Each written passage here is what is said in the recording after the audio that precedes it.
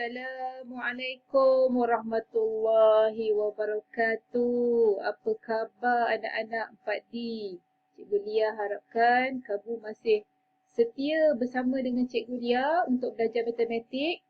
Okey, bagi minggu yang kedua ini, kita akan terus masuk ke topik seterusnya untuk matematik. Kalau minggu lepas kita dah banyak sembang-sembang, kita dah berkenal-kenalan.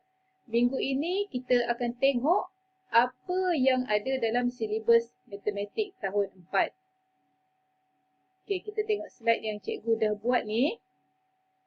Okey, untuk nak tahu apa yang kita akan belajar dalam pelajaran matematik tahun 4, murid-murid boleh tengok kandungan yang ada dalam buku teks bagi yang dah ada. Okey, kalau belum ada, tak ada masalah. Jangan risau. Cikgu akan tunjukkan melalui slide ni untuk kita kenali apa yang kita akan belajar setahun dalam tahun 4 ni. Okey, kita tengok apa yang ada.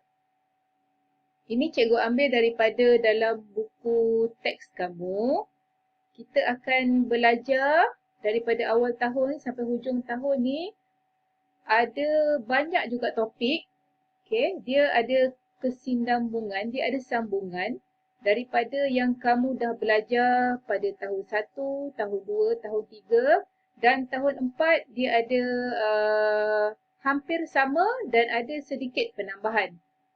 Tajuk yang kamu akan belajar nanti, kamu akan berkenalan dengan nombor sampai 100,000. Okey, yang tajuk seterusnya, kamu akan belajar pecahan, perpuluhan dan peratus. Mungkin tahun 1, tahun 2, tahun 3 dulu kamu dah belajar, tapi yang mudah-mudah kita akan tengok lebih detail, lebih mendalam pada tahun 4 ni. Seterusnya tajuk yang ketiga, tajuk wang, duit. Siapa yang tak kenal duit? Tapi kita akan tengok lebih mendalam lagi di mana murid-murid akan belajar macam mana nak tambah, macam mana nak menolak, mendarab, membahagi dan mengurus kewangan. Kita akan tengok dalam tajuk wang. Okay, tajuk yang keempat, murid akan belajar tajuk masa dan waktu. Ini tentang jam. Kita akan tengok berkenaan jam pada topik yang keempat. Dalam tajuk yang kelima, kamu akan belajar tentang panjang, jisim dan isi padu cecair. Tajuk yang keenam, kamu akan belajar ruang. Ruang ni apa cikgu? Ada juga belajar ruang dalam matematik ke? Okey, nak tahu lebih lanjut, waktu topik 6 nanti cikgu akan terangkan di mana kamu akan berkenalan dengan perimeter. Apa tu perimeter? Yang ini kamu tak ada belajar masa tahun 1, 2, 3. Tak ada belajar. Kita akan baru nak berkenalan tahun 4. Jadi, kita akan belajar waktu topik yang ke-6 nanti. Selain perimeter, kamu akan belajar luas. Kamu akan belajar isi padu. Itu untuk topik 6. Topik yang ke-7, tahun 4, kamu akan belajar tajuk koordinat. Tak pernah dengar kan? Koordinat. Nanti kita akan berkenalan dengan koordinat. Koordinat tu apa? Nisbah apa? Kadaran apa? Banyak perkataan-perkataan yang kamu tak pernah belajar tahun 1, tahun 2, tahun 3. Tahun 4 kita akan meneroka dengan lebih jelas dan lebih mendalam. Okey, agak menarik. Yang ke-8, tajuk yang terakhir ialah tajuk pengurusan data. Wah, nampak mencabar setiap topik-topik yang akan kamu pelajari sebab dia lebih meluas dan lebih mendalam daripada tahun 1, tahun 2 dan tahun 3. Okay, cikgu ingatkan siap-siap. Tahun 4 bermulanya kamu punya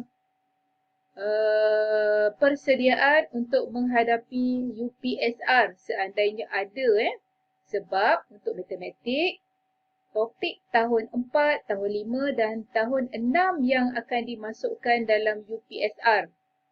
Jadi tahun 4 kamu dah kena mula fokus. Kamu dah kena betul-betul faham. Seandainya kamu bermasalah tahun 4, dikhawatiri tahun 6 kamu bermasalah untuk nak menguasai semua topik-topik UPSR. Jadi, cikgu ingatkan daripada sekarang, setiap apa yang dipelajari mesti fokus dan kena faham. Okey, ini tentang topik. Okey, tentang pelajaran online pula. Okey, apa bezanya belajar di sekolah dan belajar secara online? Okey, kalau dalam kelas, cikgu akan mengajar kamu selama 3 jam seminggu. Maksudnya 6 waktu seminggu. Dan pecahan topik mungkin cikgu boleh pecahkan sedikit-sedikit. Tapi untuk online ni, cikgu terpaksa bagi sekali banyak. Memandangkan seminggu hanya sekali sahaja kita akan bertemu untuk matematik, iaitu pada hari Isnin. Jadi, kita akan tengok seterusnya slide apa yang kita akan pelajari pada minggu ini.